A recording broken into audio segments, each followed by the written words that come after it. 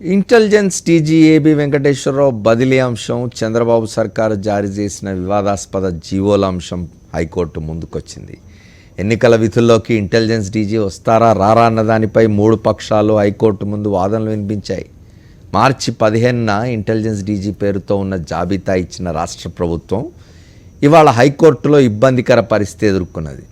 పక్షం రోజుల కింద ఇచ్చిన జాబితాలో పొరపాటు జరిగిందని రాష్ట్ర ప్రభుత్వం అంగీకరించింది. వాదనలు పూర్తి కావడంతో తీర్పును రిజర్వ్లో పెట్టింది ధర్మాసనం. ఐపీఎస్ బదిలీల కేసుపై హైకోర్టులో వాదనలు వినిపించిన ఏపీ సర్కారు, ఈసీ, వైఎస్ఆర్ కాంగ్రెస్. మార్చి 15న ఈసీకి జాబితా ఇచ్చిన రాష్ట్ర ప్రభుత్వం. మార్చి 15 నాటి జాబితాలో ఇంటెలిజెన్స్ డీజీ పేరు. అదే జాబితాను హైకోర్టుకు సమర్పించిన ఎన్నికల సంఘం. పొరపాటు జరిగిందంటూ అంగీకరించిన రాష్ట్ర ప్రభుత్వం. చంద్రబాబు సర్కారు చేసిన పొరపాటు హైకోర్టు ముందు బయటపడింది. ఎన్నికల షెడ్యూల్కు ముందు ఎన్నికల సంఘానికి ఇచ్చిన జాబితాలో ఇంటెలిజెన్స్ డీజీ పేరు కూడా ఉంది. సెక్షన్ 28A ప్రకారం ఎన్నికల సంఘం పరిధిలోకి, అంటే ఎన్నికల విధుల్లో ఉండే అధికారుల జాబితా ఇవ్వాలని మార్చి 15న ఈసీ కోరింది. ఈ మేరకు చంద్రబాబు సర్కారు ఒక జాబితా ఇచ్చింది. ఎన్నికల విధుల్లో ఉండే అధికారులతో కూడుకున్న ఆ జాబితాలో ఇంటెలిజెన్స్ డీజీ ఏబి వెంకటేశ్వరరావు పేరు కూడా ఉంది. ఆ జాబితాను ఈసీ తరపు సీనియర్ కౌన్సిల్ ప్రకాష్ రెడ్డి కోర్టుకు అందించారు. దీనిపై హైకోర్టు ప్రశ్నించగా ఏపీ ప్రభుత్వం తరపు న్యాయవాది పొరపాటు జరిగిందని ఒప్పుకున్నారు. పొరపాటున ఇంటెలిజెన్స్ డీజీ పేరు జాబితాలో పెట్టామని చెప్పుకొచ్చారు. ఇదే కేసులో ఇంప్లీడ్ అయిన వైఎస్ఆర్సీపీ తరపున సీనియర్ కౌన్సిల్ సివి మోహన్ రెడ్డి వాదనలు వినిపించారు. అధికారుల బదిలీ అనేది శిక్ష కాదని, ఎన్నికలు పారదర్శకంగా, నిష్పక్షపాతంగా జరగడానికే కొందరు పోలీసు అధికారులను ఎన్నికల విధుల నుంచి తప్పించమని అడిగామన్నారు. ఎన్నికల సంఘం బదిలీ నిర్ణయం తీసుకున్న తర్వాత రాష్ట్ర ప్రభుత్వం అభ్యంతరం చెప్పడం సరికాదన్నారు. అంతకుముందు రాష్ట్ర ప్రభుత్వం తరపున ఏజీ దమ్మాలపాటి శ్రీనివాస్ వాదనలు వినిపించారు. ఇంటెలిజెన్స్ డీజీ సెక్షన్ 28A పరిధిలోకి రారని, ఈయనపై ఈసీ చర్యలు తీసుకోలేరని కోర్టుకు తెలిపారు. ఎన్నికల విధుల్లో ఇంటెలిజెన్స్ డీజీ లేరని ఆయన తెలిపారు. దీనిపై హైకోర్టు లిఖితపూర్వకంగా ప్రమాణపత్రం ఇవ్వాలని ఆదేశించగా ఆయన సమర్పించారు. ఈసీ తరపున వాదనలు వినిపించిన అడిషనల్ సాలిసిటర్ జనరల్ రాష్ట్ర ప్రభుత్వ వాదనలపై అభ్యంతరం వ్యక్తం చేశారు. ఇంటెలిజెన్స్ నిఘా లేకుండా పోలీసు శాఖ ఎలా ఉంటుంది? ఎన్నికల భద్రత, పోలింగ్ పై ఇంటెలిజెన్స్ పర్యవేక్షణ ఉండదా? ఎన్నికల విధుల్లో ఇంటెలిజెన్స్ కూడా భాగమే. హైకోర్టు ముందు ఈసీ తరపు లాయర్ వాదనలు. ఈసీ అధికారాలను రాష్ట్ర ప్రభుత్వం సవాలు చేస్తోందని అభ్యంతరం. రాష్ట్రంలో ఎన్నికల షెడ్యూల్ వచ్చిన తర్వాత జోక్యం చేసుకునే అధికారం రాష్ట్ర ప్రభుత్వానికి లేదని ఈసీ తరపు న్యాయవాది కోర్టుకు తెలిపారు. భారత రాజ్యాంగం ఇచ్చిన అధికారం ప్రకారం ఎవరెవరు ఎన్నికల పరిధిలోకి వస్తారని ముందుగానే లిఖితపూర్వకంగా తెలుసుకున్నామని, అప్పుడు జాబితాలో పేరు ఇచ్చి ఇప్పుడు పొరపాటున ఇచ్చామంటూ రాష్ట్ర ప్రభుత్వం చెప్పడం సరికాదంటూ వాదించారు. అసలు ఈసీ నిర్ణయాన్ని ప్రశ్నించే హక్కే రాష్ట్ర ప్రభుత్వానికి లేదని తెలిపారు. ఈసీ వాదనలతో వెనక్కి తగ్గిన రాష్ట్ర ప్రభుత్వం ఎన్నికల సంఘం అధికారాలను ఏపీ సర్కారు సవాలు చేయడం లేదని తెలిపారు. రాష్ట్ర ప్రభుత్వం నుంచి వివరణ కోరకుండా ఎలా చర్యలు చేపట్టారన్నదే తమ అభ్యంతరమని తెలిపారు. మూడు పక్షాల వాదనలు పూర్తి కావడంతో చీఫ్ జస్టిస్ ప్రవీణ్ కుమార్ నేతృత్వంలోని ధర్మాసనం తీర్పును రిజర్వ్ చేసింది. ఆంధ్రప్రదేశ్ హైకోర్టు ధర్మాసనం ఈ తీర్పును రిజర్వ్ చేసింది. నిజానికి ఎన్నికలు వచ్చిన తర్వాత ఆ రాష్ట్రం యొక్క పరిపాలన ఎన్నికల సంఘం యొక్క పర్యవేక్షణలో ఉంటుందా, లేక అప్పటికే టర్మ్ అయిపోయి ఎన్నికలు ఎదుర్కొంటున్న రాజకీయ పక్షం లేదా అధికారంలో ఉన్నట్టే వారి పర్యవేక్షణలో ఉంటుందా పరిపాలన అనేది ఇక్కడ చర్చ. అయితే గతంలో చాలా సంఘటనలు ఉన్నాయి.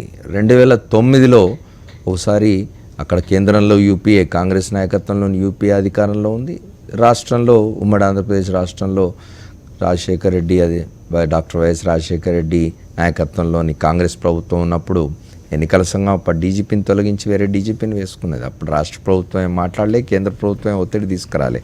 ఎందుకు ఇప్పుడు ఆంధ్రప్రదేశ్ రాష్ట్ర ప్రభుత్వం ఎన్నికల సంఘం తీసుకునే నిర్ణయాల మధ్య జోక్యం చేసుకుంటున్నది? ఎందుకు ఒక ఇంటెలిజెన్స్ అధికారిని వదులుకోవడానికి సిద్ధంగా లేదు?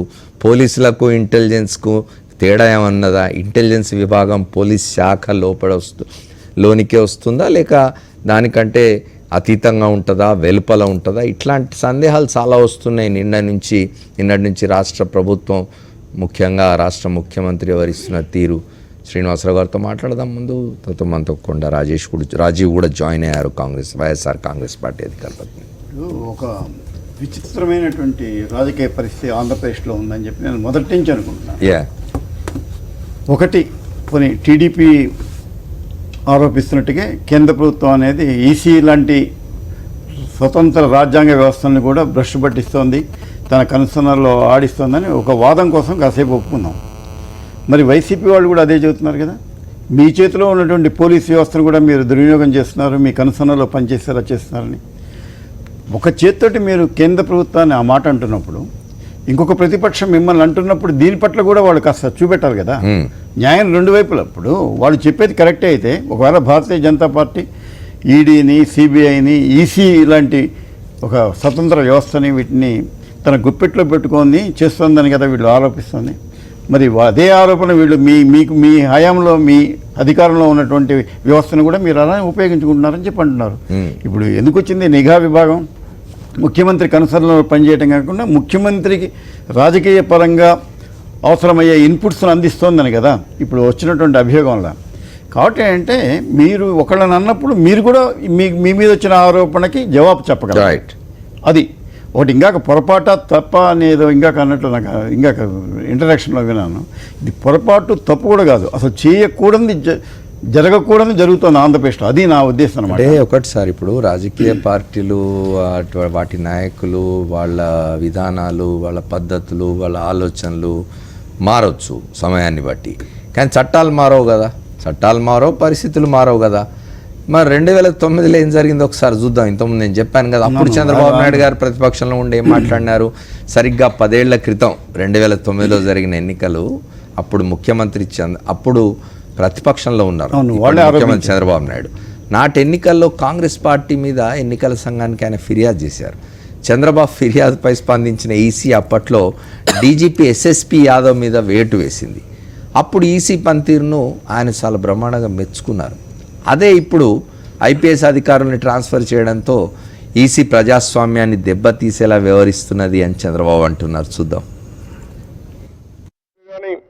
చీఫ్ సెక్రటరీ కానీ, కలెక్టర్స్ కానీ, ఎస్పీలు కానీ, ప్రభుత్వ యంత్రాంగం మొత్తం ఎన్నికల సమయంలో ఎన్నికల సంఘం కిందన పనిచేస్తారు తప్ప వీళ్ళు ముఖ్యమంత్రి కిందన పనిచేయరు.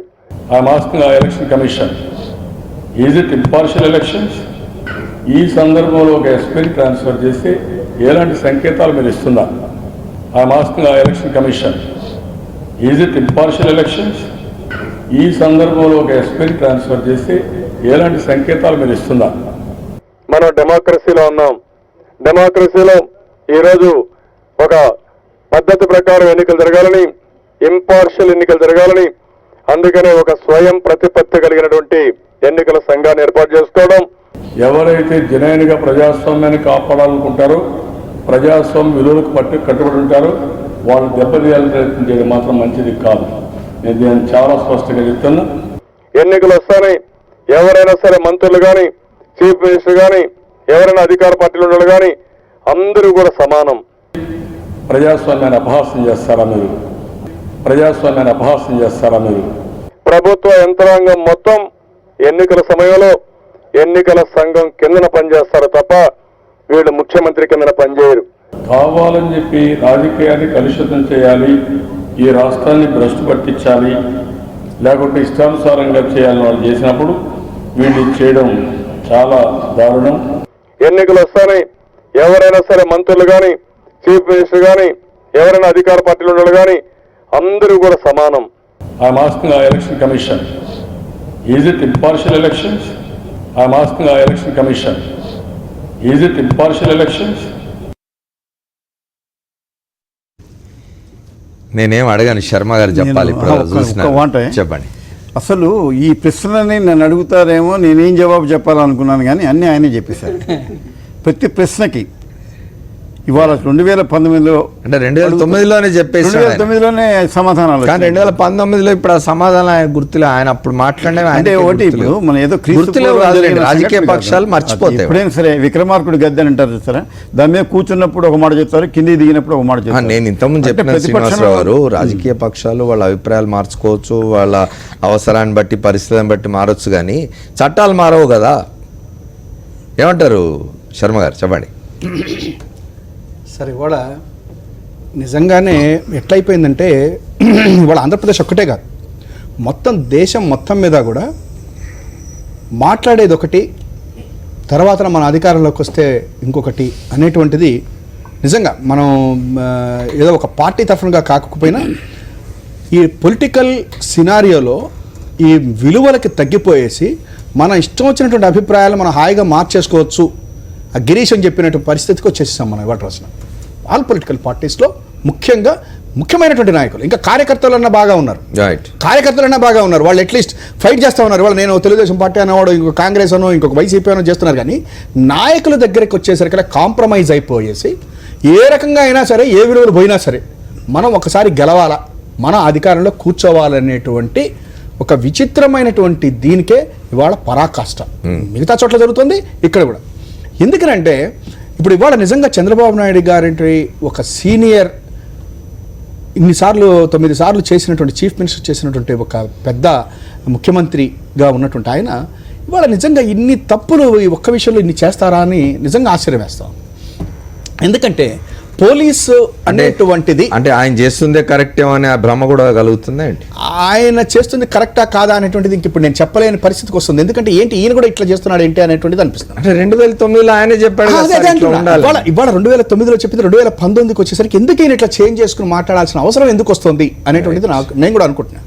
ఎందుకంటే సార్, ఎలక్షన్స్ అనేటువంటిది రాగానే మొత్తం పరిపాలనా యంత్రాంగం అంతా కూడా ఎలక్షన్ కమిషన్ కిందకి వెళ్ళిపోతుంది. అది ఆయన కూడా చెప్పారు, మనం చెప్తాం, ఇప్పుడు అదే చెప్తాం. వెళ్ళిపోయిన తర్వాతన ఈ యొక్క ట్రాన్స్ఫర్స్ వీటన్నిటి కోసం అని చెప్పారని ఎలక్షన్ నోటిఫికేషన్కి ఇష్యూకి ముందరనే ఎలక్షన్ కమిషన్ ఇది అడుగుతుంది సార్, ఇన్స్ట్రక్షన్స్ ఇస్తుంది. ఏమని, ఎవరెవరు పోలీస్ అఫీషియల్స్ ఎక్కడెక్కడ ఉన్నారు, 3 సంవత్సరాల పైన ఎవరైనా పనిచేస్తూ ఉన్నారా, సబ్ ఇన్స్పెక్టర్ దగ్గర నుంచి, అంటే మిగతా వాళ్ళు ఉన్నారు వాళ్ళని వదిలేసండి, తహసీల్దారులు వీళ్ళని వదిలేస్తే వీళ్ళని మీద డెఫినెట్గా అడుగుతుంది. అడిగిన దాంట్లో నాకు తెలిసినంత వరకు పోలీసు అనేటువంటి ఆఫీసర్సు ఫంక్షన్స్ అందరూ కూడా ఎలక్షన్ కమిషన్ కిందకే వస్తారు. అయితే ఇక్కడ పోలీసు వీటి మీద ఇన్స్ట్రక్షన్స్లో కూడా క్లియర్గా చెప్పారు sir, functional departments of police department ఎవరెవరు, కంప్యూటరైజేషన్ సంబంధించిన వాళ్ళు, స్పెషల్ బ్రాంచ్, ట్రైనింగ్, వీళ్ళ ముగ్గురు రిలేటెడ్ వాళ్ళు మాత్రం రారు సార్. ఇక మిగతా మొత్తం పోలీస్ డిపార్ట్మెంట్ మొత్తం కూడా ఎలక్షన్ కమిషన్ యంత్రాంగంలోకి వస్తుంది, డైరెక్ట్లీ ఆర్ ఇండైరెక్ట్. ఎందుకు నేను చెప్పానంటే ప్రతి ఒక్క పోలీస్ ఆఫీసర్, చిన్న సబ్ ఇన్స్పెక్టర్ కూడా నిజానికి ఎలక్షన్ కమిషన్ దాంట్లోనే ఉంటాడు, ఆయన ఇది డ్యూటీలో ఉంటాడు. వింత వాదనలు ఎట్లా వస్తున్నాయంటే అసలు ఇంటెలిజెన్స్ విభాగం పోలీస్ డిపార్ట్మెంట్ కిందకి రాదు అని కూడా మాట్లాడుతున్నారు. తర్వాత ఇంటెలిజెన్స్ విభాగం ఉండేదే ముఖ్యమంత్రి రక్షణకు, ఆయన హత్య చేయడం కోసం ప్రయత్నాలు జరుగుతున్నాయి, ఆయన పోయిన మహానుభావులు పార్టీలో. ఇప్పుడు ఎప్పుడైతే ఎలక్షన్ కమిషన్ ఆ రకంగా ఇన్స్ట్రక్షన్స్ ఇచ్చిందో, ఇవాళ ఆల్రెడీ ఇచ్చారు సార్ వాళ్ళు, ఎలక్షన్ కమిషన్ ఇచ్చింది, ఈ డిపార్ట్మెంట్ ఫంక్షనల్ డిపార్ట్మెంట్స్ కాకుండా మిగతా వాళ్ళందరూ కూడా డైరెక్ట్లీ ఆర్ ఇండైరెక్ట్లీ రిలేటెడ్ అయినటువంటి వీళ్ళందరూ కూడా ఆఫీసర్స్ బదిలీలు కానీ ట్రాన్స్ఫర్స్ మీద ఎలక్షన్ కమిషన్ ఒక గైడ్ లైన్స్ ఇష్యూ చేసింది. ఆ రోజునే కనుక నిజంగా ప్రభుత్వం కనుక లేదంటే వీళ్ళు రారనో ఏదో చెప్తే బాగుండేది. కానీ దురదృష్టవశాత్తు ఇప్పుడు మీరు చూపించిన దాని ప్రకారం వాళ్ళే పంపించారు, ఏది ఆయన కూడా దాని కిందకు వస్తారు అని చెప్పని ఆల్రెడీ ఒక ఇది వాళ్ళకి పంపించిన తర్వాతన మళ్ళీ లేదు అని చెప్పాలంటే ఒక చిన్న పొరపాటు ఎక్కడ చేశారంటే వీళ్ళు డైరెక్ట్గా ఎలక్షన్ కమిషన్కి ఒక లెటర్ రాసి ఉండాల్సింది. ఎప్పుడైతే ముగ్గురు ఆఫీసర్లను మీరు ట్రాన్స్ఫర్ చేయండి అని అడిగినప్పుడు ఇది పొరపాటున మేము ఆ లెటర్లో పెట్టాము, ఎవరైతే ఉన్నారో ఇప్పుడు ఈయన ఇంటెలిజెన్స్ ఆయన అవసరం లేదు, ఆయన రారు అని చెప్పిన ఎలక్షన్ కమిషన్కి ఒక క్లారిఫికేషన్గా పంపించినట్టుంటే కొంత ఈ యొక్క నష్ట నివారణ చేసుకునేటట్టుగా ఉండేది. ఇంకొకటి కూడా ఏం చేశారంటే ఇలా ముగ్గురిని ట్రాన్స్ఫర్ చేస్తే ఒక జీవో ఇచ్చేసేసిన తర్వాతన అంటే ఇప్పుడు చంద్రబాబు నాయుడు గారిది ఏంటంటే ఆఫ్టర్ థాట్, వారు ఏమనుకున్నారంటే ముట్టుకోరులే మమ్మల్ని అనుకున్నారు వారు, కానీ సడన్గా ఎలక్షన్ కమిషన్ ఆ నిర్ణయం తీసుకునేసరికి బెంబేలు ఎత్తిపోయి ఆఫ్టర్ థాట్స్ వచ్చి కొత్త జీవోలు ఎన్నికల సమయంలో నిజానికి అంటే నిజాయితీగా ఉండే రాజకీయ పక్షాలైతే ఎన్నికల నోటిఫికేషన్ వచ్చిన తర్వాత ఏవైనా అత్యవసరమైన పనులు ఉంటే ప్రభుత్వంలో, అంటే ప్రజలకు సంబంధించి ప్రజల ఇబ్బందులు ఏమైనా కలుగుతున్న అత్యవసరమైన పనులు ఉంటే చూడాలి తప్ప ఇతర విషయాలు ఏవి విధాన నిర్ణయాలు కానీ భారీ నిర్ణయాలు కానీ ఏం తీసుకోవాలి. వాటిల విషయంలో కూడా నిజాయితీ ఉండాలి. ఆ మాత్రం రాజకీయ పక్షాలకు వాటిలో కూడా ఏదైనా పొలిటికల్ ఇది వస్తుందేమో అనుకుంటే ఎలక్షన్ కమిషన్ యొక్క ఇది కూడా తీసుకోవాలి. అచ్చా, తీసుకునే ఏ చిన్న నిర్ణయమైనా ఏదైనా సందేహం కలిగితే ఎలక్షన్ కమిషన్ దగ్గర వెళ్ళి అయ్యా మేము ఇది చేయదలుచుకున్నాం, చేయవచ్చునా లేదా అని అడగాలి. అయితే అట్లాంటిది మీరు ఏమిటిది మొట్టమొదటి ఇంకొక చిన్న ఇది ఏంటంటే, ఎప్పుడైతే వాళ్ళ ముగ్గురిని ట్రాన్స్ఫర్ చేశారో, జీవో ఇష్యూ చేశారు, మీరు అన్నట్టుగా జీవో ఇష్యూ చేశారు, వాళ్ళ ముగ్గురిని ట్రాన్స్ఫర్ చేసిన తర్వాతనన్నా కూడా ఎస్ ఈయన కాదు అని అనుకున్నప్పుడు ఇమీడియట్గా అట్లీస్ట్ ఎలక్షన్ కమిషన్, ఎందుకంటే ఒక్కసారి బదిలీ చేసిన తర్వాతన వాళ్ళు చెప్పిన ప్రకారం మళ్ళీ వాళ్ళని ట్రాన్స్ఫర్ చేయాలన్నా బదిలీ చేయాలన్నా మళ్ళీ ఎలక్షన్ కమిషన్ దగ్గర నువ్వు పోవాల్సిందే. ఎందుకంటే ఇంకా మీకు ఏమి పవర్స్ లేదు. అయితే దురదృష్టవశాత్తు ఇవాళ మనం చూసాము. సరే, ఇది హైకోర్టు దాకా వెళ్ళటము అంటే కోర్టులకు వెళ్ళకూడదు అంటే వెళ్ళాలి, తప్పదు. కానీ ఒకటి ఏంటంటే, ఒక రాష్ట్ర ప్రభుత్వం ఇంత ఇదిగా దీన్ని పట్టించుకొని దీని మీద ఫైట్ చేసి ఇంత చేసే కంటే కూడా ఒకసారి ఎలక్షన్ కమిషన్ దగ్గరికే కనుక వెళ్ళి పొరపాటున మేము ఇట్లా ఏజీ పేరు రాసాము, లేదు ఇతన్ని బదిలీ చేశాము, ఆ జీవోను మేము విత్డ్రా చేసుకుంటాము, ఆయన ఒక్కరిని ఇక్కడ ఉంచండి, ఆయన వలన కొన్ని ఇబ్బందులు ఏం లేవు మీకు అనేటువంటి ఒక చక్కటి సుహృద్భావ వాతావరణంలో ఎలక్షన్ కమిషన్ తోటి మాట్లాడుకుంటే ఆంధ్రప్రదేశ్లో ఒక విచిత్రమైన పరిస్థితి ఉన్నది. శర్మ గారు, నేను మీకు చెప్పాల్సిన అవసరం లేదు, మీరు రాజకీయాలు రెగ్యులర్గా చూస్తున్నారు, రాజకీయాల్లో ఉన్నారు, అబ్జర్వ్ చేస్తున్నారు. ఏ కేంద్ర వ్యవస్థను మేము అంగీకరించాము అని వాళ్ళ ప్రభుత్వ పక్షం మాట్లాడుతున్నది కదా. మనతో విజయబాబు గారు కూడా జాయిన్ అయినారు, భారతీయ జనతా పార్టీ నాయకులు. వారితో కూడా మాట్లాడే ముందు, అట్లాగే రాజీవ్ ఉన్నారు, వారితో కూడా మాట్లాడే ముందు ఒక షార్ట్ బ్రేక్ తీసుకుందాం. 4th ఎస్టేట్ ఎన్నికల వేళ ఎలక్షన్ కమిషన్ బాధ్యత లేక రాష్ట్ర ప్రభుత్వం బాధ్యత అధికారుల బదిలీలు కానీ, అధికారులు ఎవరెక్కడ ఉండాలని నిర్ణయించడం కానీ, నిజానికి ఎన్నికల సంఘమే మొత్తం ఎన్నికల సంఘం పరిధిలోకి వెళ్ళిపోతుంది ఎన్నికలు రాగానే. అట్లాంటిది వాళ్ళ రాష్ట్ర ప్రభుత్వం వీళ్ళని ట్రాన్స్ఫర్ చేయడానికి లేదు, వాళ్ళని పెట్టడానికి లేదు అని చెప్పడం, కోర్టులు వీటిని అనుమతించడం చర్చకు, ఇదేమిటి అర్థం కావడం లేదు. మీరు చెప్తా అన్నారు ఫైనల్ పాయింట్. చివరిగా ఏంటంటే సార్, యాక్చువల్గా ఎలక్షన్ కమిషను ఒక స్టేట్లో ఎలక్షన్స్ కండక్ట్ చేయాలి అంటే అక్కడ శాంతి భద్రతను ఫస్ట్ చూసుకుంటుంది. అక్కడ శాంతి భద్రతలు ఉన్నాయి, ఎటువంటి ఇబ్బందులు లేదంటేనే ఎలక్షన్స్కి వెళ్ళడం జరుగుతుంది. కాబట్టి ఇవాళ రోజున ఆ శాంతి భద్రతలు సరిగా ఉన్నాయా లేదా అనేటువంటిదే మెయిన్ ఇంటెలిజెన్స్ కేంద్ర ప్రభుత్వానికి కూడా కావాల్సిందే. కాబట్టి ఇవాళ పోలీస్ వ్యవస్థలో పోలీసు డిపార్ట్మెంట్స్కి సంబంధించినటువంటి అందరూ కూడా ఎలక్షన్ కమిషన్ కిందకే వస్తారు, ఎక్సెప్ట్ 3 ఫంక్షనల్ డిపార్ట్మెంట్స్. అది ఎవరు ఇచ్చారంటే అది కూడా ఎలక్షన్ కమిషనే చెప్పింది, వీళ్ళు మా కవర్ కావరు అని చెప్పాను. ఓకే, కాబట్టి ఇవాళ రోజున సరే మనం ఈ వ్యవస్థలతోటి ప్రభుత్వాలు వీటికి పడి మన యొక్క యూగోస్నో లేకపోతే ఇంకోటి తెచ్చుకునే బదులు ఒక మంచి వాతావరణం స్పోర్టివ్ స్పిరిట్లో తీసుకుని నిజంగానే మనం ఇండిపెండెంట్ ఫంక్షన్ కింద ఉండాలి ఎలక్షన్ కమిషన్ అనుకుంటున్నప్పుడు వాటిని కూడా ఆ రకంగా మనం వాళ్ళు చేసేటట్టుగా వెళ్ళేటట్టుగా ప్రయత్నం చేస్తే బాగుంటుంది. రాజు చెప్పండి, అంటే ఇంతకుముందు వారు అన్నట్టుగా చంద్రబాబు నాయుడు గారు కేంద్ర సంస్థల వేటి పెత్తనం ఈ రాష్ట్రంలో ఉండకూడదు ఏ సమయంలోనైనా అనే ఒక ఈగోతోటో లేక అక్కడ కేంద్రంలో అధికారంలో ఉన్న నరేంద్ర మోదీ మీద కోపంతో ఇంకో దాంతో ఇట్లా చేస్తున్నారు. ఎందుకంటే 10 ఏళ్ల క్రితం ఆయన అభిప్రాయం ఇట్లా లేదు. ముందుగా పెద్దలందరికీ నమస్కారం సార్. చెప్పండి. ఏదైతే మీరు మన చర్చ ప్రారంభించే ముందు ఒక వీడియో ఏదైతే ప్లే చేశారో, నిజంగా చంద్రబాబు నాయుడు గారు మరి ఆయన ఎప్పుడన్నా టెక్నాలజీని ఆవిష్కరించానని చెప్పుకుంటూ ఉంటారు. మరి ఆయన నిజంగా ఆవిష్కరించారో లేదో మా యువతరానికి తెలియదు, కానీ టెక్నాలజీ మాత్రం ఈరోజు చంద్రబాబు నాయుడు గారిని ఆవిష్కరించిందనే చెప్పాలి. ఎందుకంటే ఆయన ఇప్పుడు ఏదైతే ప్రశ్నలు అడుగుతున్నారో ఆ ప్రశ్నలన్నిటికీ 2009లో ఆయన జవాబులు చెప్పారు. ఆయనకి వీలైతే ఈ వీడియో పంపించి ఇదిగో మీరు అడిగే ప్రశ్నలు ఇదిగో మీరు చెప్పినటువంటి సమాధానాలు అని చెప్తే కాస్త ఏమన్నా ఆయనకు తెలిసి వస్తుందని చెప్పి నేనైతే అనుకుంటున్నా. తర్వాత ఇక్కడ మెయిన్గా ఇప్పుడు ఏ కేంద్ర ఎన్నికల సంఘం అయినా 2019 ప్రశ్నలకు 2009లో జవాబులు చెప్పారు ఆయన. కేంద్ర ఎన్నికల ఇప్పుడు ఏదైతే కేంద్ర ఎన్నికల సంఘం ఉంటుందో సార్, ఆర్టికల్ 324 ప్రకారం ఎన్నికలు సజావుగా సాగటానికి అధికార బదిలీలు కానీ నిర్వహణ పట్ల కానీ సంపూర్ణ సర్వ అధికారాలు కూడా ఎన్నికల సంఘానికి ఉంటాయి. అందులో భాగంగానే 3 అధికారులని ట్రాన్స్ఫర్ చేయమని అడగడం జరిగింది. నిజంగా రాష్ట్ర ప్రభుత్వానికి ఏమన్నా అందులో అనుమానాలు లేదా వీళ్ళ వాదనలు ఈరోజు అయితే వినిపిస్తున్నారో ఆ వాదనలు కేంద్ర ఎన్నికల సంఘం నుండి ఉత్తర్వులు వచ్చిన వెంటనే వీరు ఎందుకు స్పందించలేదు, నెంబర్ 1. అలాగే ట్రాన్స్ఫర్ చేసేసిన తర్వాత నిజంగా 716 జీవో ఎందుకు రిలీజ్ చేశారు, 720 జీవో ఎందుకు రిలీజ్ చేశారు, 721 ఎందుకు రిలీజ్ చేశారు? ఒక ప్రభుత్వం ఒకే రోజులో 3 జీవోలు గందరగోళం పరిస్థితిలో రిలీజ్ చేయాల్సినటువంటి పరిస్థితి ఎందుకు వచ్చింది రాష్ట్రంలో? నిజంగా ఏబి వెంకటేశ్వర్లు గారితో ఇన్నాళ్ళు వీళ్ళు ఏం చేయించారు? ఈ 3 లేదంటే- జీవోల కంటే 15 రోజుల ముందు ఇంకో జీవో ఉంది సార్ అందులో ఏబి వెంకటేశ్వరరావు గారి పేరు కూడా డిజిగ్నేషన్ కూడా ఉంది. అదే ముందు అసలు కేంద్ర ఎన్నికల సంఘం ఒక లిస్ట్ అడిగినప్పుడు అందులో ఇంటెలిజెన్స్ డీజీ ఏబి వెంకటేశ్వరరావు గారి పేరుని ఇదే ప్రభుత్వం పెట్టింది. కానీ మీరు ఇందాక ఒక మాట అన్నట్టు మా వరకు రారులేని అనుకున్నారు. అనుకోని విధంగా ఈరోజు ఈ పరిస్థితులు రావడంతో మళ్ళీ లేదు కాదు మేము అలా పొరపాటును పెట్టామని చెప్పి అంటా ఉన్నారు. అసలు ఏబి వెంకటేశ్వర గారితో ఇన్నాళ్ళు వీళ్ళు ఏం చేయించారు? ఈ ఏబి వెంకటేశ్వర ఆయన అసలు ఇంటెలిజెన్స్ డీజీగా ఎప్పుడు వచ్చారంటే ఈయన ఓటుకు నోటు కేసులో తెలంగాణలో దొరికిపోయిన తర్వాత అప్పుడు ఇంటెలిజెన్స్ డీజీగా ఉన్నటువంటి అనురాధ గారిని ట్రాన్స్ఫర్ చేసి ఆయన ప్లేస్లో ఈయన తీసుకొచ్చి పెట్టారు. ఈయన ఇంటెలిజెన్స్ డీజీగా వచ్చిన నాటి నుండి నేటి వరకు కూడా రాష్ట్రంలో ఎక్కడా శాంతి భద్రతలు లేవు. ఉదాహరణకు మీరు జనవరి 26 సంఘటన తీసుకోండి, లేదా కాపు ఉద్యమం సంఘటన తీసుకోండి, లేదు అంటే వాళ్ళ సొంత పార్టీ ఎమ్మెల్యేలు ఎన్కౌంటర్లో చనిపోవడం తీసుకోండి, లేదా ప్రతిపక్ష నాయకుడు జగన్మోహన్ రెడ్డి గారి మీద హత్యాయత్నం తీసుకోండి, లేదా మన వివేకానంద రెడ్డి గారి దారుణ హత్యను తీసుకోండి. ఇవన్నీ జరుగుతూ ఉంటే ఖచ్చితంగా ప్రతిపక్ష పార్టీకే కాదు ప్రజాస్వామ్యంలో బతికేటప్పుడు ఎవరికైనా ఒక అనుమానం కలుగుతుంది. ఖచ్చితంగా కేంద్ర ఎన్నికల సంఘం తీసుకున్న నిర్ణయానికి ఎందుకు బెంబెలెత్తిపోతున్నారు? ఇక్కడ మరొక అంశం కూడా ఉన్నది సార్. ఎస్పీ రాహుల్ దేవ్ శర్మ గారు ఆయన విశాఖ జిల్లా ఎస్పీగా ఉన్నప్పుడు జగన్మోహన్ రెడ్డి గారి మీద అటాక్ జరిగింది. ఆయన కడప జిల్లా ఎస్పీగా ఉన్నప్పుడు వివేకానంద రెడ్డి గారి మీద హత్య జరిగింది.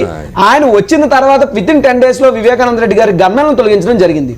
ఇక్కడ ఏంటంటే చంద్రబాబు నాయుడు గారు ఒక అద్భుత కల్పన సృష్టిస్తున్నారు. ఏమని? ఏబి వెంకటేశ్వర గారిని తప్పిస్తే ఆయన ప్రాణానికి ముప్పు, నా ప్రాణానికి ముప్పు. నిజానికి ముప్పు ప్రాణానికి కాదు, వాళ్ళ పార్టీకి ముప్పు ఉంది. అందుకే ఆయన భయపడుతూ ఇటువంటి ఒక కొత్త వాదన తీసుకొచ్చే ప్రయత్నం చేస్తా ఉన్నారు. మాట్లాడదాం ఒకసారి విజయబాబు గారితో మాట్లాడదాం. విజయబాబు గారు ఒకటి చెప్పండి, రాష్ట్ర ప్రభుత్వం ఎందుకు ఎన్నికల వ్యవస్థతో ఒక అధికారి కోసం 4th ఎస్టేట్ ఎన్నికల సంఘం ఆదేశాలను ధిక్కరిస్తున్న రాష్ట్ర ప్రభుత్వం పరిస్థితి అట్లా ఉంటే, మరోవైపు టీడీపీ జనసేన మధ్య రహస్య బంధం మరోసారి బట్టబయలైంది. ఈ విషయాన్ని విశాఖ జిల్లా టీడీపీ ఎన్నికల పరిశీలకుడు, పార్టీ కీలక నేత మెట్ల సత్యనారాయణ స్వయంగా వెల్లడించారు. ముందు ఇప్పుడు ఎందుకంటే చంద్రబాబు నాయుడు గారు పవన్ కళ్యాణ్ కలిసే ఉన్నారు, ఇద్దరు ఒక అండర్స్టాండింగ్ తోటే ఉన్నారు. ముందు ఇప్పుడు ఎందుకంటే చంద్రబాబు నాయుడు గారు పవన్ కళ్యాణ్ కలిసే ఉన్నారు, ఇద్దరు ఒక అండర్స్టాండింగ్ తోటే ఉన్నారు. వాళ్ళిద్దరు భద్రశత్రువులు ఏం లేరు. గతంలో మధ్యలో చిన్న డిస్టర్బెన్స్ క్రియేట్ అయింది, కానీ ఇప్పుడైతే ఇద్దరు కలిసి ఉన్నారు. ముందు ఇప్పుడు ఎందుకంటే చంద్రబాబు నాయుడు గారు పవన్ కళ్యాణ్ కలిసే ఉన్నారు, ఇద్దరు ఒక అండర్స్టాండింగ్ తోటే ఉన్నారు. ముందు ఇప్పుడు ఎందుకంటే చంద్రబాబు నాయుడు గారు పవన్ కళ్యాణ్ కలిసే ఉన్నారు, ఇద్దరు ఒక అండర్స్టాండింగ్ తోటే ఉన్నారు. వాళ్ళిద్దరు భద్రశత్రువులు ఏం లేరు. గతంలో మధ్యలో చిన్న డిస్టర్బెన్స్ క్రియేట్ అయింది, కానీ ఇప్పుడైతే ఇద్దరు కలిసి ఉన్నారు. చంద్రబాబు నాయుడు పవన్ కళ్యాణ్ కలిసే ఉన్నారు అని చెప్తున్నారు. ఒక తెలుగుదేశం పార్టీ ముఖ్య నాయకులు ఓపెన్గా వాళ్ళ పార్టీ మీటింగ్లో చెప్తున్నారు. మెట్ల రమణబాబు అనుకుంటా ఆయన. మరి ఇప్పటికే చాలా విమర్శలు వచ్చినాయి. పవన్ కళ్యాణ్ ఎందుకు ప్రభుత్వాన్ని నేరుగా విమర్శించడం లేదు, ఎందుకు తెలుగుదేశం పార్టీని కొద్ది మాసాల క్రితం విమర్శించినట్టుగా ఎందుకు విమర్శించడం లేదు, ఆయన స్వరం ఎందుకు మారింది, ఏం జరుగుతున్నది, దాని మీద చాలా విషయాలు బయటకు వస్తున్నాయి, మాట్లాడుతున్నాయి ప్రతిపక్షాలు. కానీ ఇవాళ ఓపెన్గా కనిపించింది ఆయన మాట్లాడుతున్న వీడియో కూడా చూసినాం శ్రీనివాసరావు గారు. అంటే మనం గత 10-15 రోజులుగా ఈ విషయం మాట్లాడుతూనే ఉన్నాం. ఎన్నికల్లో ఏ రాజకీయ పక్షమైనా పోటీ చేయడానికి తప్పనిసరిగా తను చేసిన కార్యక్రమాలు లేదా తను చేయాలనుకుంటున్న కార్యక్రమాలు చెప్పి జనం దగ్గరికి పోవచ్చు, ఓట్లాడుకోవచ్చు. కానీ ఒక పక్షాన్ని అసలే అధికారంలోకి రాకుండా చేయడం కోసం అని చెప్పి ఇట్లాంటి దారులు దొక్కడం. ఇప్పుడు దాచాలంటే 2014లో కలిసిన్నారు వాళ్ళిద్దరు, ఇప్పుడు కలిసి ఉంటే ఎవరికి అభ్యంతరం ఉండదు. కానీ రహస్య ఇదేంటి? ఇలాంటి వ్యవహారాలే దాచాలంటే దాగనే ఇలాంటి వ్యవహారాలే ఎప్పుడైనా సరే. పైకి ఇప్పుడు పిల్లి కళ్ళు మూసుకొని పాలు తాగుతుంటుంది, నన్ను ఎవరు చూడటం లేదనుకుంటుంది, కానీ అందరూ చూస్తుంటారు. తన కళ్ళు మూసుకుంటుంది, మిగతా వాళ్ళందరూ కళ్ళు మూసుకున్నారని అనుకుంటుంది అన్నమాట, భ్రమ. ఆ భ్రమలో బతుకుతుంటారు కొన్ని. ఇలాంటి వ్యవహారాలు కూడా నిజంగా అన్నట్టు 2014లో ఉన్నట్టే హాయిగా శుభ్రంగా ఓపెన్ మైండ్తో ఉంటే ఎవరికి ఇబ్బంది ఉండేది. పైగా ఇంకొకటి ఏంటంటే ఈ సంకీర్ణాలతో గొడవ ఉందండి. ఇప్పుడు కర్ణాటకలో చూసాం, రేపు పొద్దున ఏదో ఒక ప్రత్యర్థిని ఓడించడం కోసం మీరు 4 ప్రత్యర్థులు కలుస్తారు, బాగానే ఉంది. రేపైతే ఏంటి, వీళ్ళందరూ హామీలు ఇచ్చి వస్తున్నారు, రేపు వాడు అనుకున్న హామీని నెరవేర్చలేకపోతే పక్కవాడు అడ్డం పడ్డాడు అంటారు.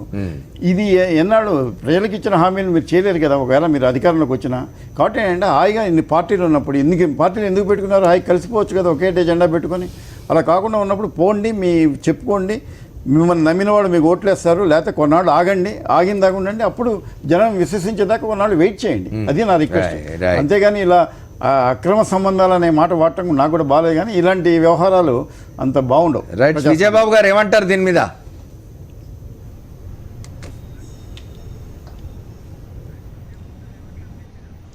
ఇప్పుడు రాజకీయ పరంగా రాజకీయ కోణం నుంచి మనం ఆలోచించొద్దండి. అంటే పార్టీల ప్రతినిధులుగా వెరీ సింపుల్గా ఏంటంటే సగటు ఓటర్గా కానీ లేదు సగటు ఆంధ్రప్రదేశ్కి సంబంధించినటువంటి పౌరుడిగా మనం ఆలోచించాల్సింది ఏంటంటే గతంలో లోకేష్ గారు వ్యంగ్యంగా పదే బీజేపీ అంటే బి అంటే భారతీయ జనతా పార్టీ అని, జే అంటే జగన్ అని, పి అంటే పవన్ కళ్యాణ్ అని ఒక కొత్త ఎబ్రివేషన్ అరిగిపోయిన రికార్డు లాగా ఆయన ప్రతి సభలో మాట్లాడారు. ఆ తర్వాత ఏమైందంటే ఆ నినాదం ఎందుకో ఉన్నట్టుండి నిదానం అయిపోయింది. ఆ నిదానం అయిపోయిన నినాదం కాస్త అదృశ్యం అయిపోయింది. అదృశ్యం అయిపోయి కొత్త నినాదం మళ్ళీ తెర మీదకి తీసుకొచ్చారు. వాళ్ళు ఏమని ఆ పి అనేటువంటి పదాన్ని తీసేసి దానికి ఎబ్రివేషన్ కుదరలేదేమో కానీ జగను, బీజేపీ, టీఆర్ఎస్, కేసీఆర్ వీళ్ళ ముగ్గురు అంటగాగుతున్నారు అనేటువంటి మరొక కొత్త ప్రచారాన్ని తీసుకొచ్చారు. తర్వాత జరిగింది ఏంటంటే గతంలో తీవ్రంగా తెలుగుదేశాన్ని విమర్శించినటువంటి పవన్ కళ్యాణ్ గారి స్వరంలో ఎందుకు మార్పు వచ్చింది అనేది అటుకోణం నుంచి ఆలోచించాలి. అన్నిటికంటే మించి పాపం పవన్ కళ్యాణ్ గారి సభలో బ్రహ్మాండమైనటువంటి జనంతో జరిగిన సభలు కూడా ఎక్కడా కించిత్తు ప్రచారానికి నోచుకోలే, కేవలం స్క్రోలింగ్లు వచ్చాయి. కానీ ఇవాళ ఉన్నట్టుండి ఒక మీడియాకి ఎక్కడ లేని అభిమానం పుట్టుకొచ్చి బ్రహ్మాండంగా గ్లోరిఫై చేసి పబ్లిష్ చేస్తున్నారు. అంటే ఎవరి చల్లని దృక్కులు ఆ పార్టీ మీద ప్రసరించబట్టి అంత వెలుగు వస్తూ ఉంది, అంత పబ్లిసిటీ వస్తూ ఉంది. దీన్ని కూడా ఒక పాయింట్ నుంచి ఆలోచించాలి. తర్వాత ఈ లోకేష్ గారు విమర్శలు ఎందుకు చేయడం లేదు గతంలో చేసినటువంటి విధంగా, చంద్రబాబు నాయుడు గారు విమర్శలు ఎందుకు మారాయి, ఇవన్నీ కూడా సగటు ఓటర్గా సగటు పౌరుడిగా ఆలోచిస్తే మనకి వీడియో రికార్డింగ్లు అక్కర్లేదు, సాక్ష్యాలు అక్కర్లేదు. మనకంటే కూడా పౌరులు చాలా తెలివిగల వాళ్ళు, ఓటర్లు, వాళ్ళలో చైతన్యం చాలా గొప్పగా ఉంది. ఈ రకమైనటువంటి పరిస్థితుల్ని నిజమైనటువంటి అభిమానులు కూడా అంటే పవన్ కళ్యాణ్ గారికి లేదా ఆ పార్టీకి మొదటి నుంచి జెండా మోసినటువంటి వారు ఈ వాస్తవాలను అయితే జీర్ణించుకోలేనటువంటి స్థితిలో ఉన్నారని నాకు వినవస్తున్నటువంటి వాస్తవాలండి, వార్తలు. రైట్ సార్ చెప్పండి. పవన్ కళ్యాణ్ గారు ఆది నుండి కూడా చంద్రబాబు నాయుడు గారితో ఇవాళ ఈ వీడియోనే కాదు, ఇవాళ చిరంజీవి అభిమాన సంఘం అధ్యక్షుడు, తర్వాత జనసేన నాయకుడు ఆయన రాజీనామా చేసి కూడా అదే మాట చెప్పారు. చాలా మంది మాట్లాడుతున్నారు ఇంటర్నల్ గా కూడా. అందుకే చెప్తున్నాను సార్, ఈ రాష్ట్రంలో చంద్రబాబు నాయుడు గారి టార్గెట్ ఒకటే, ఎట్టి పరిస్థితుల్లో జగన్మోహన్ రెడ్డి గారిని అడ్డుకునేటువంటి శక్తి సామర్థ్యాలు చంద్రబాబు నాయుడు గారికి లేదు. కాబట్టి ఆయన ఏంటంటే జగన్మోహన్ రెడ్డి గారిని అడ్డుకోవడానికి ఒకటి ఒరిజినల్ తలకాయతో చంద్రబాబు నాయుడు గారు, రెండో చంద్రబాబు నాయుడు గారి తలకాయేమో పవన్ కళ్యాణ్, మూడో చంద్రబాబు నాయుడు గారి తలకాయేమో ప్రజాశాంతి పార్టీ. నిన్న చూస్తే 38 మంది వైఎస్ఆర్ కాంగ్రెస్ పార్టీ ఎంపీలు, ఎమ్మెల్యేల తాలూకా లిస్టు ఎంత ఘోరంగా అంటే వాళ్ళు పేర్లతో ఇచ్చారు. నిన్న మాట్లాడాము, అది ఒకటి. తర్వాత పవన్ కళ్యాణ్ గారు 3 ఉదాహరణలు చెప్తానండి. ఒకటి, ఈయన ఇంతకు ముందు ఏం మాట్లాడారు, ఇప్పుడు ఏం మాట్లాడారు. గతంలో వీడియోలు ఇప్పుడు ఏదైతే మీరు చంద్రబాబు నాయుడు గారు వీడియో చూపించారో అలాగే పవన్ కళ్యాణ్ గారి వీడియోలు కూడా సోషల్ మీడియాలో వచ్చినాయి. కేసీఆర్ గారు చాలా గొప్ప నాయకత్వం, కేసీఆర్ గారు మద్దతు ఇవ్వాలి, మద్దతు నేను ఆహ్వానిస్తున్నాను ప్రత్యేక హోదా కోసం, కేసీఆర్ గారు మద్దతు తీసుకుందాం, కేసీఆర్ గారి మద్దతుని చంద్రబాబు నాయుడు గారు, జగన్మోహన్ రెడ్డి గారు స్వాగతించాలని మాట్లాడిన మనిషి ఈ రోజు ఎన్నికల వేళ వచ్చేటప్పటికి కేసీఆర్ గారు ఆయన దుర్మార్గుడు అయిపోయాడు. కేసీఆర్ గారు ఆయన ఆంధ్ర వాళ్ళను కొట్టేస్తున్నారు. కేసీఆర్ గారు మద్దతు అక్కర్లేదు స్పెషల్ కేటగిరీ స్టేటస్కి. ఇది ఎవరి డైరెక్షన్ నడుస్తూ ఉందండి? ఈయనే మాట్లాడతారు చంద్రబాబు నాయుడు గారు ఎన్నికల సభల్లోనే, నేను పవన్ కళ్యాణ్ అభినందిస్తున్నానని ఆయన అంటారు. నేనేమో టీడీపీ మద్దతు ఇస్తే నేను అండగా ఉంటానని చెప్పి పవన్ కళ్యాణ్ గారు అంటారు. ఇవన్నీ కూడా ఎన్నికల వేళ జరిగినాయి. అలాగే పవన్ కళ్యాణ్ ఉదాహరణకు మీ జేడీ లక్ష్మీనారాయణ గారు ఇష్యూని తీసుకుందాం సార్. జేడీ లక్ష్మీనారాయణ గారు విశాఖపట్నంలో టీడీపీ పార్టీ తరఫున భీమిలి ఎమ్మెల్యేగా కానీ లేకపోతే విశాఖపట్నం ఎంపీగా కానీ కంటెస్ట్ చేస్తారనేటువంటి ఒక లీక్ను వదిలేదు.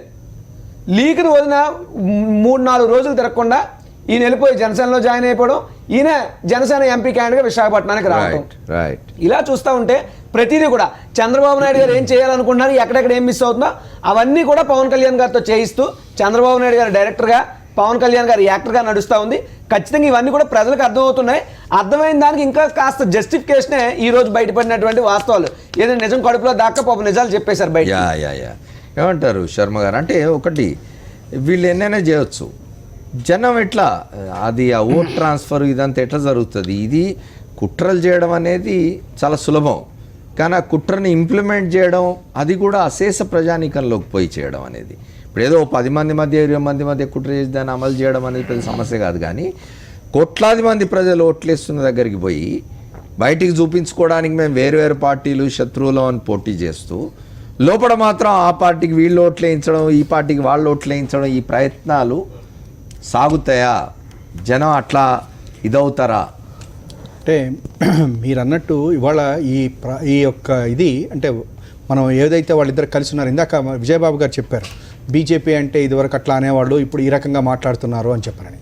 నిజమే, 2014 ఎన్నికలప్పుడు కూడా తల్లి కాంగ్రెస్ పిల్ల కాంగ్రెస్ అని, పిల్ల కాంగ్రెస్ కనుక ఓటేస్తే తల్లి కాంగ్రెస్కి వేసినట్టేనని చెప్పినటువంటిది కూడా మనం చూసాం ఆ రోజున. అయితే నేనేం చెప్తున్నానంటే ఇవాళ మీరు ఎన్ని చెప్పి ఏం చేసినా మీరు ఇందాక అన్నట్టుగా ఓటు ట్రాన్స్ఫర్ అనేటువంటిది జరుగుతుందా అంటే జనాన్ని మాత్రం చాలా విఘ్నులు, వాళ్ళకి తెలుసు, ఇవన్నీ తెలుసు. ఎవరెవరు ఏం చేస్తూ ఉన్నారు, ఎవరి లిస్టులు ఎవరు ఇస్తారు, ఎవరెవరు ఎక్కడ పోటీ చేయాలి, ఎవరెవరు ఎక్కడ పోటీ చేయకుండా ఉండాలి, ఎట్లా ఉండాలి, ఇవన్నీ కూడా మనమేదో ఇక్కడ కూర్చొని చెస్ బోర్డులో అన్నీ నేనే అట్నుంచి ఇటు ఆడుకోవటం అయితే మనం ఆడుకోవచ్చు. కానీ జనాలకు మాత్రం ఎవరిని ఎట్లా ఆడించాలి, ఏం చేయాలి అనేటువంటిది ప్రజలకి తెలుసు. అయితే ఇక్కడ వస్తున్న దురదృష్టం, ఇందాక నేను మొట్టమొదటిలో చెప్పినట్టుగానే ఇవాళ రోజున చూడండి మాయావతి గారు ఎస్పీ రెండు అక్కడ కలిసినాయి. ఆ కలిసినటువంటి వాళ్ళు ఇవాళ మా రాహుల్ గాంధీని విమర్శిస్తూ ఉన్నారు, ఆయన పెట్టిన నయా స్కీమ్ని విమర్శిస్తున్నారు మాయావతి గారు. అంటే ఎట్లా తయారయ్యామంటే మళ్ళీ ఏమన్నా బీజేపీకి దాని వరకు కరెక్టే అని చెప్పారంటారు, అంటే ఆమె అడుపోయి సపోర్ట్ చేస్తుంది మళ్ళీ. అంటే వీళ్ళలో ఎందుకు ఒకటి సార్ నాకు అర్థం కాదు, చంద్రబాబు నాయుడు గారు కాంగ్రెస్ పార్టీని రాష్ట్రంలో కలిసి పోటీ చేయడం లేదు. మీరు పోటీ చేయనప్పుడు కాంగ్రెస్ పార్టీని కానీ లేకపోతే పవన్ కళ్యాణ్ కానీ లేకపోతే కేఏ పాల్ని కానీ ఒక్క మాట ఎందుకు అనడం లేదు? ఎంతసేపు ఆయన కేసీఆర్ జగన్ ఎందుకు పట్టుకుని ఈ మధ్య బీజేపీని కూడా విమర్శిస్తున్నట్లేడు ఆయన. అంటే ఇక్కడ ఒకటిసారి ఎవరిని ప్రత్యర్థి కింద ఫోకస్ చేసుకోవాలి, ఎవరిని శత్రువు కింద చేసుకోవాలి అనేటువంటిది మన తెలంగాణ ఎన్నికల్లో చూసాం కదా సార్. కాంగ్రెస్ పార్టీతో ఉన్నంతసేపు కేసీఆర్ గారు ఏమనలేదు. ఎప్పుడైతే మేము చంద్రబాబు నాయుడు గారితో ఎలియన్స్ పెట్టుకున్నామో ఆయన మొత్తం ఎలక్షన్ ఇదంతా కూడా ఆయన కేసీఆర్ గారు ఓన్లీ చంద్రబాబు గారి మీద నడిపారు. అదే ఉద్దేశంతో బహుశా ఆయన కూడా అనుకోవచ్చు కేసీఆర్ గారి మీద నడిపేస్తే తనకు కూడా ఏమన్నా ఉంటుందేమో అని చెప్పి ఆయన అనుకోవచ్చు. అయితే దురదృష్టం ఏంటంటే ఆంధ్రప్రదేశ్లో ఆ సెంటిమెంట్ ఏమీ లేదు. కేసీఆర్ గారైనా ఇక్కడ హైదరాబాద్ అయినా కూడా అందరూ బాగానే ఉన్నాం అనేటువంటి ఒక దృక్పథంలోనే ప్రజలు ఉన్నారు. ఇవాళ మనం ఎవరు హైదరాబాద్ వాళ్ళని ఎవరు కొట్టట్లేదు, ఎవరు తిట్టట్లేదు, ఆయన ఎవరి పనులు వాళ్ళు చేసుకుంటూ ఉన్నారు. కేసీఆర్ గారు మన దగ్గరకు వచ్చేసి టీ కొట్టు పెట్టడానికి వీలేదనో లేకపోతే ఇంకో టీ షాప్ పెట్టుకోవడం లేదని ఆయన ఏం అంటలేదు. కాబట్టి ఆ సెంటిమెంట్ అక్కడ పనిచేయదు, ఇక్కడ ఆ ఎమోషన్ పనిచేసింది. అది అన్ని చోట్ల పనిచేస్తుందని అనుకోకూడదు. అయితే ఒక్కటే మనం చెప్పాల్సింది ఏంటంటే ఇవాళ పవన్ కళ్యాణ్ గారు ఆయనతో కలిశారా లేకపోతే ఇంకోటి చేశారా అనేటువంటిది కూడా మనం అంటానికి వీల్లేదు ఇప్పుడే, ఎందుకంటే ప్రజలు నిర్ణయిస్తారు ఎవరితోటి కలవాలి, ఎవరెవరు కలవకూడదు. ఇంకోటి కూడా ఉంది సార్, ఇవాళ ప్రీపోల్ ఎలియన్స్ మాట్లాడుతున్నాం, పోస్ట్పోల్ ఎలియన్స్లో ఇవాళ తిట్టుకోకుండా ఉన్న వాళ్ళందరూ రేపు పొద్దున కలిసేసేసి దాని గురించి నేను అస్సలే మాట్లాడాను. ఎందుకు మాట్లాడినంటే ఒకసారి ఎన్నికలు అయిపోయి ప్రజలు తీర్పిచ్చిన తర్వాత నీ బలాన్ని బట్టి నువ్వు పోయి కేంద్రంలో ఎవరితో ఏం బేరాలు చేసుకుంటో చేసుకో కర్మ. కానీ ఎన్నికల ముందు పొత్తు పెట్టుకుంటే కూడా అభ్యంతరం లేదు. ఎన్నికల ముందే నేను వారు కలిసి పోటీ చేస్తున్నాం, మా ఇద్దరి సిద్ధాంతాలు కలిసినాయి, మా ఇద్దరి విధానాలు కలిసినాయి, లేదా అవతల వాడిని ఓడించడానికి మీ ఇద్దరం కలవాల్సిన అవసరం ఉంది. 2014లో ఆయన భారతీయ జనతా పార్టీ తోటి పవన్ కళ్యాణ్ తోటి కలిసి వెళ్ళినారు, ఎవరు అభ్యంతరం పెట్టలేదు. ఇవాళ కలిసి లేవు అని చెప్తూ ఈ నాటకాలన్నీ ఏమిటి? ఓ పక్క ప్రజలు నాతో ఉన్నారు, నేను గెలుస్తానని మాట్లాడుతూ పబ్లిక్ మీటింగ్లలో. అంటే ఒకట్లేండి, రమణబాబు గారు ఆయన ఎవరో అన్నారు ఏమనంటే మేము మనందరం లేదు అని చెప్పని. నిజంగా పార్టీ ఇది మీటింగ్ లో చెప్తున్నాడు. ఎట్లా ఉంటుందంటే ఇంటర్నల్ గా చెప్పుకుంటున్నారు ఒకటే అని. అంటే ఒక స్ట్రాటజీ కూడా ప్రయోగాలు జరుగుతూ ఉంటాయి. ఎందుకని చెప్పి అక్కడ ఉన్నటువంటి పరిస్థితులను బట్టి వాటిని బట్టి కూడా. అందుకనే పూర్తిగా మనం దాని మీద డిపెండ్ అయ్యి కాదు. కానీ మొత్తం మీద ఒకటి మాత్రం ఏంటని చెప్పంటే ఎన్నికలు ఎలక్షన్స్లో విలువలు పోయినాయి. ఇవాళ రోజున ఎట్లాగా గెలవటం అనేటువంటిదే తప్ప మనం గెలిచేటువంటి దారి మాత్రం సరిగా ఉందా లేదా అని తెలుసుకోనటువంటి పరిస్థితుల్లోకి వాళ్ళ రాజకీయ నాయకులు. ఇట్లాంటి జిత్తులు జనం గమనించారా, జనం సరైన నిర్ణయం తీసుకోరా అని అనుమానం వస్తుంది అప్పుడప్పుడు. ఒకటండి, వాళ్ళు రాజకీయ పార్టీల వాళ్ళు ఒకటి నమ్ముతారు, మనం నమ్మిందే జనం నమ్ముతారనే నమ్మకంతో వాళ్ళు బతుకుతుంటారు. నేను చెప్పేది ఒకటే, వాళ్ళ నమ్మకం అదే. చివరికి నమ్ముతారా నమ్మరా అనేది వాళ్ళకి ఎలక్షన్ అయిన తర్వాత కానీ తెలియదు. ఎనీ ఫైనల్ పాయింట్ ఒకటే సార్, ప్రతిపక్ష నాయకుడు ఎక్కడన్నా అధికార పార్టీని విమర్శించాలి ఎవరైనా. ఇది ఈయన కూడా ప్రతిపక్ష నేను విభేదించి వచ్చానని ఎప్పుడు పల్లెత్తి మాట చంద్రబాబు నాయుడిని గడిచిన 3-4 నెలలు లేకపోతే గడిచిన 5-6 నెలలు పవన్ కళ్యాణ్ గారు ఎప్పుడు అనలేదు. ఎప్పుడు కూడా జగన్మోహన్ రెడ్డి గారిని సీఎం అవ్వకుండా నేను ఆపుతాను, జగన్మోహన్ రెడ్డి గారిని ఏదో విమర్శించడం, కేవలం జనసేన పార్టీ టీడీపీ పార్టీకి బీ టీమ్గా మాత్రమే పనిచేస్తూ ఉంది. అయితే ఒకటి, జగన్మోహన్ రెడ్డి గారికి కానీ మా వైఎస్ఆర్ కాంగ్రెస్ పార్టీ కానీ మీడియా బలం లేదు. మా బలం అంతా ఉన్నది జనంతో, మా బలం సోషల్ మీడియా మా బలం. వీళ్ళు ఎల్లో మీడియాలో చూపించినా చూపించకపోయినా జనసేన పార్టీ అనేటువంటిది టీడీపీ పార్టీకి బీ టీం అనేది ఆల్రెడీ సోషల్ మీడియాలో చాలా విధిగా చక్కర్లు కొడతా ఉంది. Right sir. రాష్ట్రంలో ఒక విచిత్రమైన పరిస్థితి ఏర్పడినది. ఆంధ్రప్రదేశ్ రాష్ట్రంలో 2 వ్యవస్థల మధ్య, ఒకటి లెజిస్లేచర్ ప్రభుత్వం, 2 బ్యూరోక్రసీ ఇంటెలిజెన్స్ విభాగం, 3 ఎన్నికల వ్యవస్థ, తర్వాత న్యాయ వ్యవస్థ. ఇన్ని వ్యవస్థల మధ్య ఒక ఘర్షణపూరిత వాతావరణాన్ని సృష్టించే ప్రయత్నం అక్కడ ప్రభుత్వంలో ఉన్నవాళ్ళు చేయడం అనేది చాలా అన్యాయం. ఇది ఒక రాజ్యాంగబద్ధంగా ఏర్పాటైన వ్యవస్థ నిర్ణయాన్ని ప్రశ్నించడం ఎన్నికల సమయంలో అది చంద్రబాబు నాయుడు గారికి తగింది. ఆయన మరి ఏం ఆలోచిస్తున్నారో తెలియదు. కేంద్ర సంస్థ ఏదైనా సరే నేను దాన్ని గుర్తించను అని ఇంతకుముందు ఎవరో చెప్పినట్టు ఇది స్వతంత్ర రాజ్యం, విజయబాబు గారు చెప్పినారు, ఇది స్వతంత్ర రాజ్యం అని అనుకుంటున్నారేమో తెలియదు. ఇది ప్రజాస్వామ్యం. భారత ప్రజాస్వామ్యంలో ఫెడరల్ స్ఫూర్తితో పనిచేసినప్పటికీ కొన్ని చట్టాలు ఉన్నాయి, రాజ్యాంగం నిర్దేశించిన సూత్రాలు ఉన్నాయి, వాటి ప్రకారం వెళ్ళాలి. రెండవది, పవన్ కళ్యాణ్ చంద్రబాబు నాయుడు అంటే జనసేన తెలుగుదేశం మధ్య పొత్తున్నదనే విషయం చాలా స్పష్టంగా బయటపడింది. రోజు రోజుకు బయటకు వస్తూనే ఉంది, ఇంకా బలపడుతూనే ఉంది. వాళ్ళిద్దరి మధ్య ఉన్న బంధం ఉన్నదనే విషయం బలపడుతూనే ఉంది. చూద్దాం ఇక ఏపీ ఇంటెలిజెన్స్ ఏం చేస్తున్నదనే విషయం బ్రేక్ తర్వాత వచ్చి 8:30 PM స్పెషల్ డ్రైవ్లో చూద్దాం. ఇవాళ చర్చలో పాల్గొన్న శ్రీనివాసరావు గారికి, సుందరామ శర్మ గారికి, రాజీవ్కి, విజయబాబు గారికి కృతజ్ఞతలు. ఇది వాళ్ళ 4th estate. Stay tune, don't go away.